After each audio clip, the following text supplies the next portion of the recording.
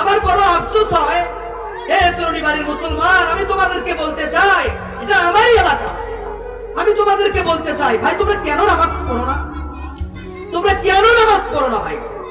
অনেকে আছে, হে যুবকেরা, হে মুরব্বীরা, বয়স হয়ে গেল তবুও তোমরা নামাজ ধরতেছো না।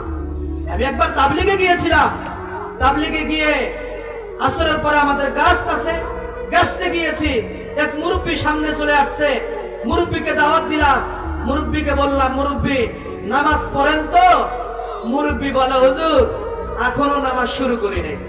আহা, নাউজুবিল্লাহ। মুরব্বী বলে, হুজুর এখনো নামাজ শুরু করি নাই। আরে বাবা, তোমার তো এক পাও কবরে চলে গেছে, নামাজ কবে ধরবা তোমরা? বাবা বাপ, কেন তোমরা বোঝো না? হে যুবকরা, কেন তোমরা বোঝো না? তুমি কেমন ঈমান রাখো হে যুবক? হে যুবক, তুমি কেমন ঈমান রাখো?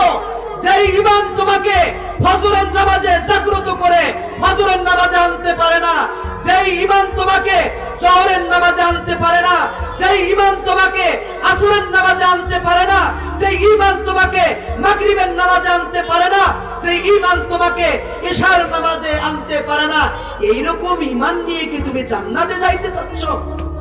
বাবা, জান্নাত কি মামার বাড়ির কলা পাইছো? মামার বাড়ির কলা না বাবা। জান্নাত পাওয়া এত সহজ না বাপ। এই জন্য তোমাদের হাতে পায়ে বলতে চাই, বাপ নামাজকে আর ছাইরো না। এতদিন নামাজ কাজা করছো, মালিককে অনেক কষ্ট দিছো, রসুলের শানে রসুলকে অনেক কষ্ট দিছো, রসুলের সুন্নাহ মোতাবেক জীবন যাপন করতে পারো নাই বাপ। তোমাদেরকে বলতে চাই, আমি তোমাদেরই সন্তান, আমার বাড়ি এই জায়গায়। তোমাদেরকে বলতে চাই, তোমরা কেউ আছো আমার চাচা, কেউ আছো আমার নানা। আমি নাতি হয়ে আমার নানাকে বলতে চাই, নানা আমি তোমাকে যেই কথা বলছি, তোমাকে জান্নাতের দিক নির্দেশনা দিচ্ছি। নানা তুমি এই পথে চলো। তোমরা যদি কেউ আমার ভাই হয়ে থাকো, আমি ছোট ভাই হিসাবে তোমাদেরকে বলতে চাই, ভাই আসো, এই পথে চললে তুমি জান্নাতের দিকে যাবা।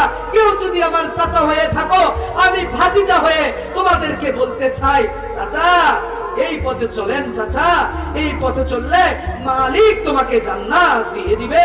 চাচা তুমি ভ্রান্ত পথে চলিও না।